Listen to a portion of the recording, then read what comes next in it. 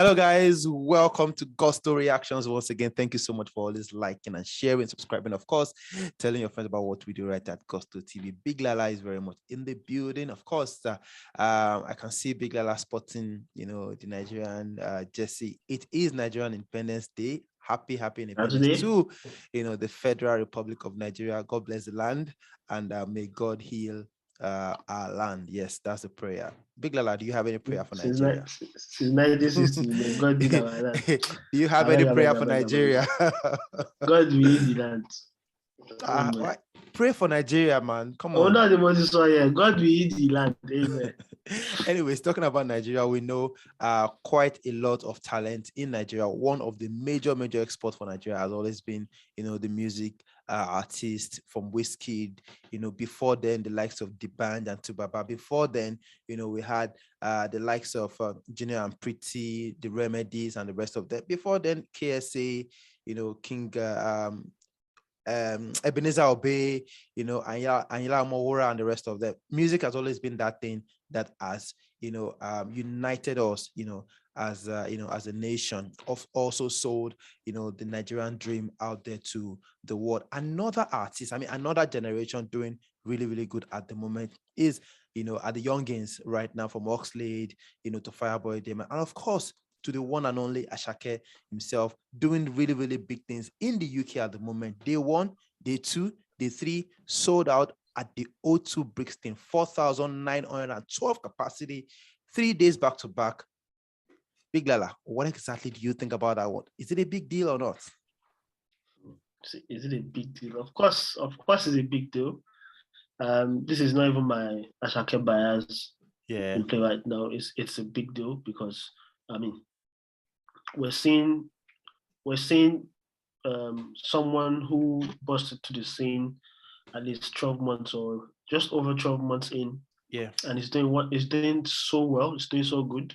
Mm-hmm. And the rate at which he's been accepted, especially in the UK, is just crazy. It's amazing. You'll be on social media and you'll be like, and you start wondering what do these people find so special about ASAKE? We who are Nigeria born and bred, that we grew up in Nigeria, we understand what we enjoy in ASAKE. But when you now see people who are not, they are Nigerians by birth, but they're not. That's not where they don't really pay much attention to sing songs like that, especially the Fuji type of songs. And then somebody has funkified something like that, and then they enjoy it so much, and then they basically carry his matter on his head. This is a really big deal for ASAKE. Whatever it is they're doing, it's working. Whatever sort of music that he's, we complained before that he's doing the same. Yeah. Seems to be working for him, and he's getting the desired results.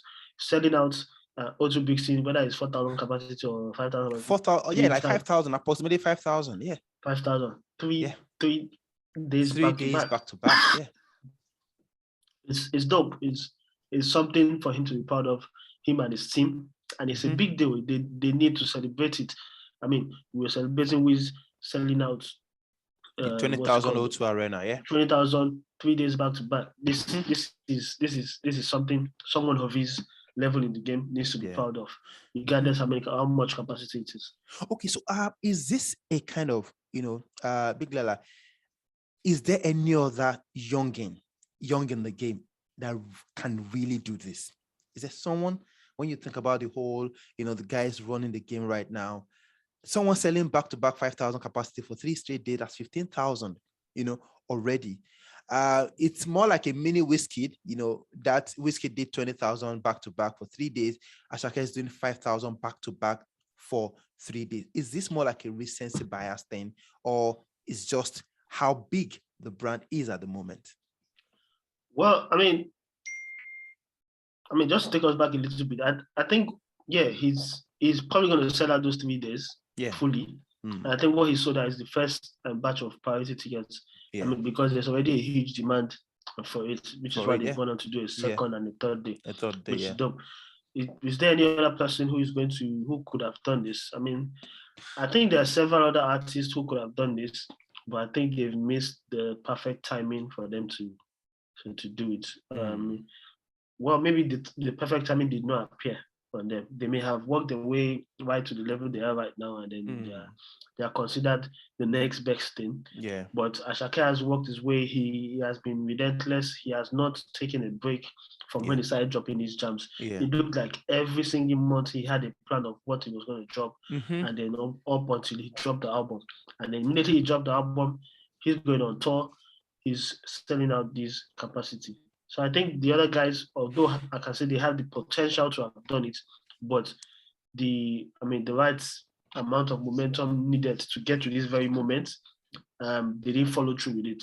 They did their thing in their own way. Yeah. It just shows the level at which ASAKE is playing. I mean, Buju is also trying to do O2. I'm not sure if it's O2 Vixen or the other one. Yeah.